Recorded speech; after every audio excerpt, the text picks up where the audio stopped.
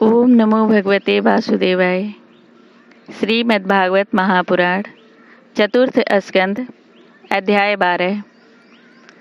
ध्रुव जी को कुबेर का वरदान और विष्णु लोक की प्राप्ति। श्री मैत्रेय जी कहते हैं, विदुर जी, ध्रुव का क्रोध शांत हो गया है और वे यक्षों के वध से निवृत्त हो गए हैं। यह जानकर भगवान कुबेर वहां आए। उस समय यक्ष, चारण और किन्नर लोग उनकी स्तुति कर रहे थे। उन्हें देखते ही ध्रुव जी हाथ जोड़कर खड़े हो गए। तब कुबेर ने कहा, श्री कुबेर जी बोले, शुद्ध हृदय क्षत्रिय कुमार, तुमने अपने दादा के उपदेश से ऐसा दुस्त्यज बैर त्याग कर दिया, इससे मैं तुम पर प्रसन्न हूँ। वास्तव में न तुमने यक्षों को मारा है और न यक्षों ने तुम्हारे भाई को। समस्त जीवों की उत्पत्ति और विनाश का कारण तो एकमात्र काल ही है। यह मैं तू आदि मिथ्या बुद्धि तो जीव को अज्ञान व स्वप्न के समान शरीर आदि को ही आत्मा मानने से उत्पन्न होती है। इसी से मनुष्य को बंधन एवं दुख आदि विपरीत अवस्थाओं की प्राप्ति होती है। ध्रुव, अब तुम जाओ, भगवान तुम्हारा मंगल करें।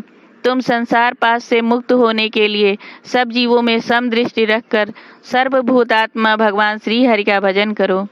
वे संसार पास का छेदन करने वाले हैं तथा संसार की उत्पत्ति आदि के लिए अपनी त्रिगुणात्मक माया शक्ति से युक्त होकर भी वास्तव में उससे रहित हैं। उनके चरण कमल ही सबके लिए भजन करने योग्य हैं। प्रिवर, हमने सुना है तुम सर्वदा भगवान कमलनाभ के चरण कमलों के समीप रहने वाले हो, इसलिए तुम अवश्य ही वर पाने योग्य हो। ध्रुव, तुम्हें जिस वर की इच्छा हो मुझसे निसंकोच एवं निसंक होकर मांग लो। मैत्रेय जी कहते हैं, विदुर जी, यक्षराज कुबेर ने जब इस प्रकार वर मांगने के लिए आग्रह किया, तब महाभागवत महामति ध्रुव जी ने उनसे यही मांगा कि मुझे श्री हरि की अखंड स्मृति बनी रहे, जिससे मनुष्य सहज ही दुस्तर संसार सागर को पार कर जाता है। इडविडा के पुत्र कुबेर जी ने बड़े प्रसन्न मन से उन्हें भगवत स्मृति प्रदान की। फिर उनके देखते ही देखते वे अंतर्ध्यान हो गए।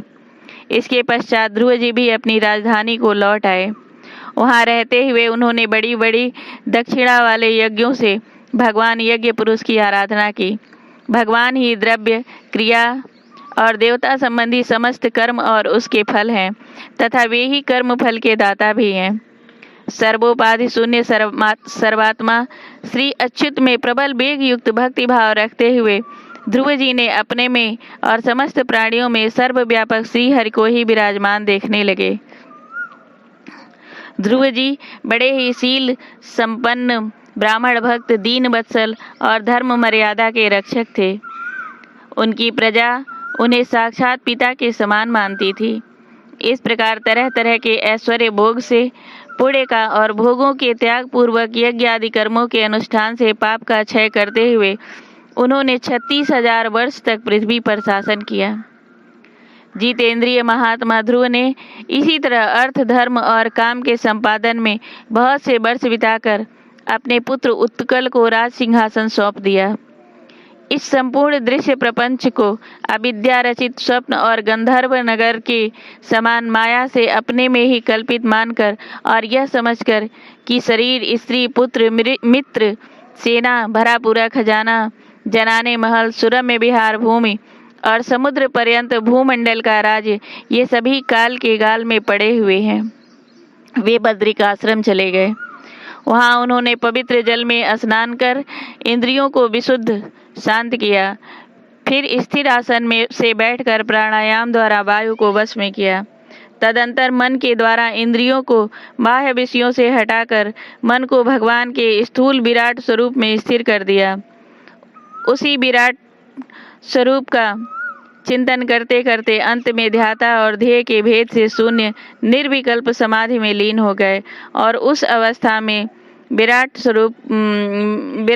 रूप का भी परित्याग कर दिया। इस प्रकार भगवान श्री हरि के प्रति निरंतर भक्ति भाव का प्रवाह चलते रहने से उनके नेत्रों में बार बार आनंदाश्रुओं की बाढ़ सी आ जाती थी। इससे उनका हृदय द्रवीभूत हो आया और शरीर में रोमांच हो आया। फिर देहाभिमान गलित हो जाने से उन्हें मैं ध्रुव ही इसकी स्मृति भी ना रहे। इसी समय ध्रुव जी ने आकाश से एक बड़ा ही सुंदर विमान उतरते देखा। वह अपने प्रकाश से 10 दिशाओं को आलोकित कर रहा था, मानो पूर्णिमा का चंद्र ही उदय हुआ हो। उसमें 2 श्रेष्ठ पार्षद गदाओं का सहारा लिए खड़े थे। उनके 4 भुजाएं थीं, सुंदर श्याम शरीर था, किशोर अवस्था थी और अरुण कमल के समान नेत्र थे। वे सुंदर वस्त्र, किरीट, हार, भुजबंध और अति मनोहर कुंडल धारण किए हुए थे। उन्हें पुण्य श्लोक श्री हरि के सेवक जान ध्रुव जी हड़बड़ाहट में पूजा आदि का क्रम भूलकर सहसा खड़े हो गए और ये भगवान के पार्षदों में प्रधान है, ऐसा समझकर उन्होंने श्री मधुसूदन के नामों का कीर्तन करते हुए उन्हें हाथ जोड़कर प्रणाम किया। ध्रुव जी का मन भगवान के चरण कमलों में तल्लीन हो गया और वे हाथ जोड़कर बड़ी नम्रता से सिर नीचा किए खड़े रह गए। तब श्री हरि के प्रिय पार्षद सुनंद और नंद ने उनके पास जाकर मुस्कुराते हुए कहा। सुनंद और नंद कहने लगे, राजन, आपका कल्याण हो। आप सावधान होकर हमारी बात सुनिए। आपने 5 वर्ष की अवस्था में ही तपस्या करके सर्वेश्वर भगवान को प्रसन्न कर लिया था। हम उन्हीं निखिल जगत नियंता सारंगपाणी भगवान विष्णु के सेवक हैं और आपको भगवान के धाम में ले जाने के लिए यहाँ आए हैं। आपने अपनी भक्ति के प्रभाव से विष्णु लोक पर अधिकार प्राप्त कर लिया है, जो औरों के लिए बड़ा दुर्लभ है। परम ज्ञानी सप्तर्षि भी वहाँ तक नहीं पहुँच सके हैं। वे नीचे से ही केवल उन्हें देखते रहते हैं। सूर्य और चंद्रमा आदि ग्रह नक्षत्र एवं तारागण भी उनकी प्रदक्षिणा किया करते हैं। चलिए, आप उसी विष्णु धाम में निवास कीजिए। प्रियवर, आज तक आपके पूर्वज तथा कोई भी उस पद पर नहीं पहुंच सके। भगवान विष्णु का वह परम धाम सारे संसार में वंदनीय है। आप वहां चलकर विराजमान हो। आयुष्मान, यह श्रेष्ठ विमान पुण्य श्लोक शिखामणि श्री हरि ने आपके लिए ही भेजा है। आप इस पर चढ़ने योग्य हैं। श्री मैत्रेय जी कहते हैं, भगवान के प्रमुख पार्षदों के ये अमृतमय वचन सुनकर परम भागवत ध्रुव जी ने स्नान किया। फिर संध्या वंदनादि नित्य कर्म से निवृत्त हो मांगलिक अलंकार आदि धारण किए। बद्रिकाश्रम में रहने वाले मुनियों को प्रणाम करके उनका आशीर्वाद लिया। इसके बाद उस श्रेष्ठ विमान की पूजा और प्रदक्षिणा की और पार्षदों को प्रणाम कर स्वर्ण के समान कांतिमान दिव्य रूप धारण कर उस पर चढ़ने को तैयार हुए। इतने में ही ध्रुव ने देखा कि काल मूर्तिमान होकर उनके सामने खड़ा है। तब वे के सिर पर पैर रखकर उस समय अद्भुत विमान पर चढ़ गए। उस समय आकाश में दुंदुभी, मृदंग और ढोल आदि बाजे बजने लगे। श्रेष्ठ गंधर्व गान करने लगे और फूलों की वर्षा होने लगी। विमान पर बैठकर ध्रुव जी ज्यों ही भगवान के धाम को जाने के लिए तैयार हुए, त्यों ही उन्हें माता सुनीति का स्मरण हो आया। वे सोचने लगे, क्या मैं बेचारी माता को छोड़कर अकेला ही दुर्लभ वैकुंठ धाम को जाऊंगा? नंद और सुनंद ने ध्रुव के हृदय की बात जानकर उन्हें दिखलाया कि देवी सुनीति आगे आगे दूसरे विमान पर जा रही हैं। उन्होंने क्रमशः सूर्य आदि सभी ग्रह देखे। मार्ग में जहाँ तहाँ विमानों पर बैठे हुए देवता उनकी प्रशंसा करते हुए फूलों की वर्षा करते जाते थे। उस दिव्य विमान पर बैठकर ध्रुव जी त्रिलोकी को पार कर सप्तर्षि मंडल से भी ऊपर भगवान विष्णु के नित्य धाम में पहुँचे। इस प्रकार उन्होंने अविचल गति प्राप्त की। यह दिव्य धाम अपने ही प्रकाश से प्रकाशित है और इसी के प्रकाश से तीनों लोक प्रकाशित है। इसमें जीवों पर निर्दयता करने वाले पुरुष नहीं जा सकते। यहाँ तो उन्हीं की पहुँच होती है जो दिन रात प्राणियों के कल्याण के लिए शुभ कर्म ही करते रहते हैं और जो शांत, समदर्शी, शुद्ध और सब प्राणियों को प्रसन्न रखने वाले हैं तथा भगवत भक्तों को ही अपना एकमात्र सच्चा सुहृदय मानते हैं। ऐसे लोग सुगमता से ही इस भगवत धाम को प्राप्त कर लेते हैं।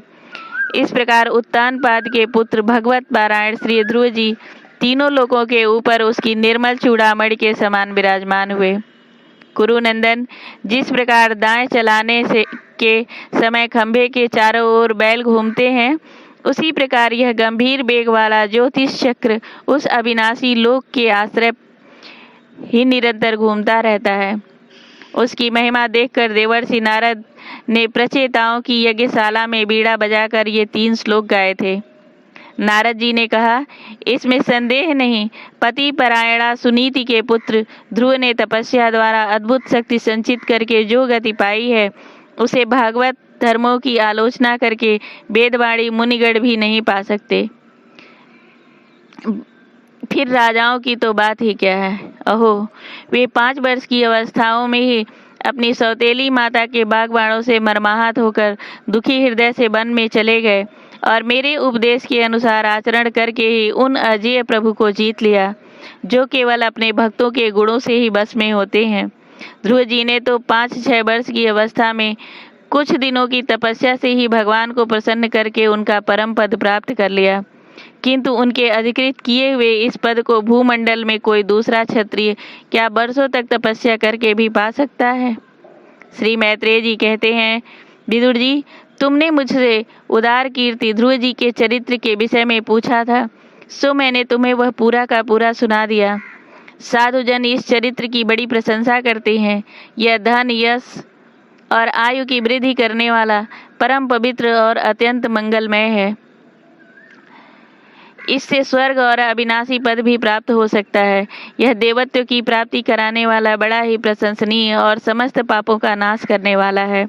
भगवत भक्त ध्रुव के इस पवित्र चरित्र को जो श्रद्धा पूर्वक बार बार सुनते हैं, उन्हें भगवान की भक्ति प्राप्त होती है, जिससे उनके सभी दुखों का नाश हो जाता है। इसे श्रवण करने वालों को शील आदि गुणों की प्राप्ति होती है। जो महत्त्व चाहते हैं, उन्हें महत्त्व की प्राप्ति कराने वाला स्थान मिलता है। जो तेज चाहते हैं, उन्हें तेज प्राप्त होता है और मनस्वियों का मान बढ़ता है। पवित्र कीर्ति ध्रुव जी के इस महान चरित्र का प्रातः और सायंकाल ब्राह्मण आदि द्विजातियों के समान में एकाग्र चित्त से कीर्तन करना चाहिए।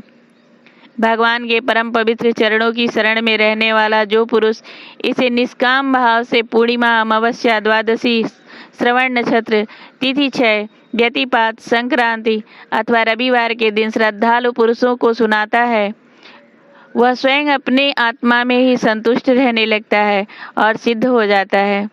यह साक्षात भगवत विषयक अमृतमय ज्ञान है। जो लोग भगवान मार्ग के मर्म से अनभिज्ञ हैं, उन्हें जो कोई इसे प्रदान करता है, उस दीन वत्सल कृपालु पुरुष पर देवता अनुग्रह करते हैं।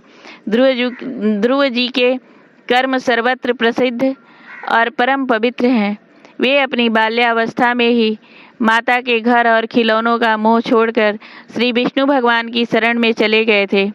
कुरुनंदन, उनका यह पवित्र चरित्र मैंने तुम्हें सुना दिया।